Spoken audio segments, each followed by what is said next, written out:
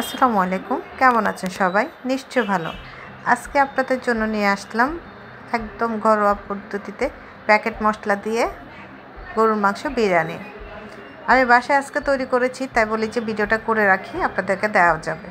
চলুন দেখি আমি কিভাবে গরুর মাংসের এই বিরিয়ানিটা তৈরি করেছি। এর জন্য আমি হাফ কেজি পোলাও চাল নিয়েছি এবং 1 কেজি গরুর মাংস নিয়েছি। চলুন দেখি আমি কিভাবে এই বিরিয়ানিটা তৈরি করি। প্রথমে আমি একটি হাঁড়িতে পরিমাণ মতো তেল নিয়ে নিয়েছি। এখানে আমি গরুর মাংসটা রান্না করব। প্রায় 3 টেবিল চামচের মতো তেল নিয়েছি এবং এখানে আমি এলাচি দিয়ে দিয়েছি, দারচিনি দিয়ে দিয়েছি, তেজপাতা দিয়ে দিয়েছি। এখন 1 কাপের থেকে কম পরিমাণ পেঁয়াজ কুচি দিয়ে দিয়েছি।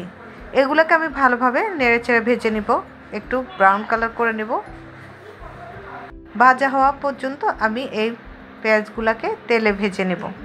এটা যখন একটু ব্রাউন কালার হয়ে আসবে তখন ওটার মধ্যে আমি দেখা যায় একটু পানি দিয়ে দেব।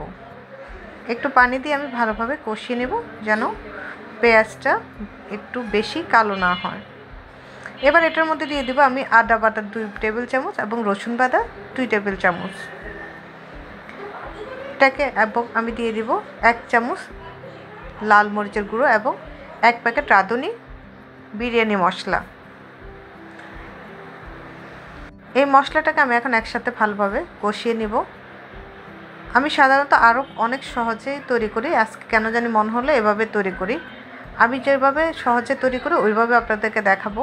আমি ওইটা তৈরি করে একসাথে মাংস সব মেখে একসাথে বসিয়ে দিই। এখন মশলাগুলো কষানো হলে আমি এটা এখানে দিয়ে দিলাম 1 কাপ পরিমাণ টক দই এবং প্রায় 2 টেবিল চামচের মতো টমেটো সস এবং এখানে স্বাদ মতো লবণ দিয়ে দিলাম। এটাকে আমি ভালোভাবে কষিয়ে নিব, ভেজে নিব মশলার মধ্যে। এই তেলের মধ্যে মশলাটাকে ভালোভাবে ভেজে নিব এবং এর মধ্যে আমি গরুর মাংসটাকে দিয়ে দিব। এই গরুর মাংসটাকে আমি এবার এটার মধ্যে এই মশলার মধ্যে ভালোভাবে রান্না করব। আপনার ইচ্ছা করলে সব মশলা দিয়ে ভালোভাবে মাংসটাকে মাখিয়ে রান্না করতে পারেন। এখানে শুধু হলুদ এবং জিরাটা মিক্স করা লাগে না, জাস্ট মরিচের গুঁড়াটা দিয়েছি আর 1 প্যাকেট রাঁধুনি গুঁড়া মশলা দিলেই হবে। রাঁধুনির যে বিরিয়ানি মশলাটা আছে ওইটাই এই হাফ কেজির জন্য পারফেক্ট একটা মশলা, এক্সট্রা আর কোনো মশলা ঝামেলা নেই। এরপর আমি দিয়ে দিলাম 3টা কাঁচামরিচ, সুন্দর একটা গ্রানের জন্য, একটু ঝালঝাল ভাব আসার জন্য। এই তেলের মধ্যে আমি এই মাংসটাকে ভালোভাবে কষিয়ে নেব।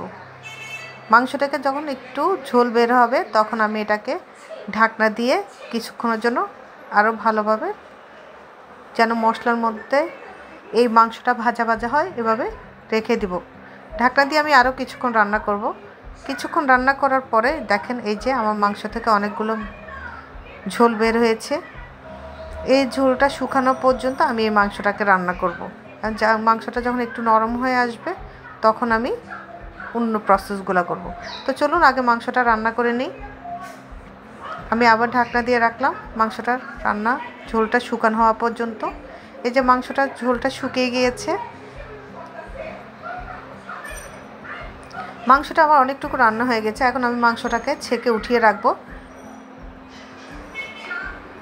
এখানে আমি এক্সট্রা কোনো আর পানি দিব না বা এক্সট্রা আপাতত কোনো মশলা দিব না। আমি এই মশলার মধ্যেই পোলাও চালটা দিয়ে দিব। আমার সব মাংস উঠানো শেষ। এবার এটার মধ্যে আমি পোলাও চালটা দিয়ে দিব। এবার এই তেলের মধ্যে আমি পোলাও চালটাকে ভালোভাবে ভেজে নিব।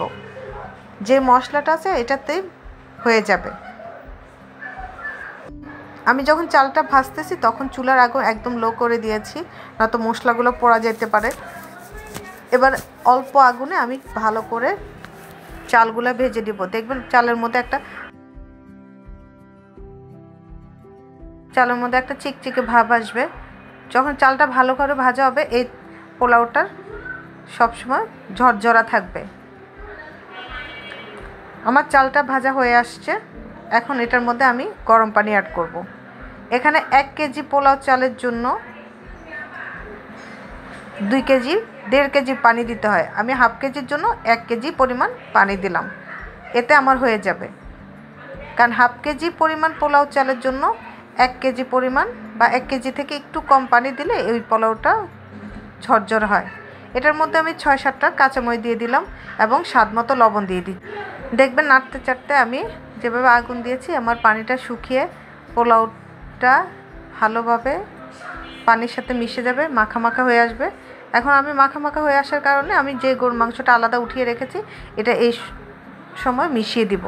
এখন মিশিয়ে দিলে একসাথে ভালোভাবে মিশবে।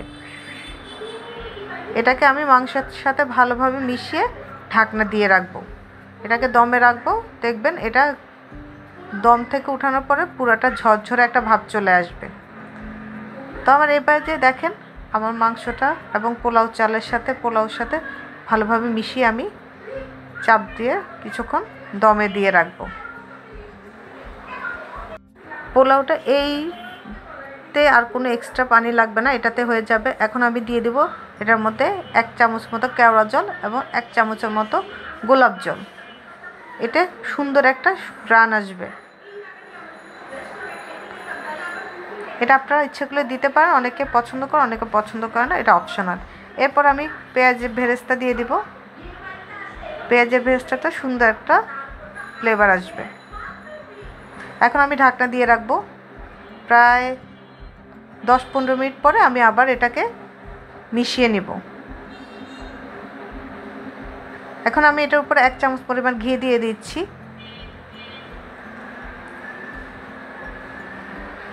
ঘিটা দিলে সুন্দর একটা ঘ্রাণ আসে। এখন আমি এই নিচের যে রাইসটা আছে এটা উপরে উঠিয়ে একটু নেড়ে চেড়ে দিব যেন সমানভাবে সেদ্ধ হয়, কোনো শক্ত ভাব না থাকে। এভাবে কিছুক্ষণ নেড়ে চেড়ে দিয়ে আমি আবার ঢাকনা দিয়ে দমে দিয়ে রাখবো। এভাবে প্রায় কয়েকবার করে উপরেরগুলো নিচে, নিচেরগুলো উপরে রাইস উঠিয়ে দিলে শক্ত ভাবটা চলে যাবে। দেখতেছেন পোলাওটা অনেকটুকু ঝরঝর হয়েছে। আপনারা এখানে গরম পানিটা ইউজ করবেন, আমিও গরম পানি ইউজ করেছি। গরম পানিটা ইউজ করলে পোলাওটা নরম হয় না, ঝরঝরে ভাব থাকে। আর চালটা ভেজে নিলেও পোলাওটা ঝরঝরা হয়।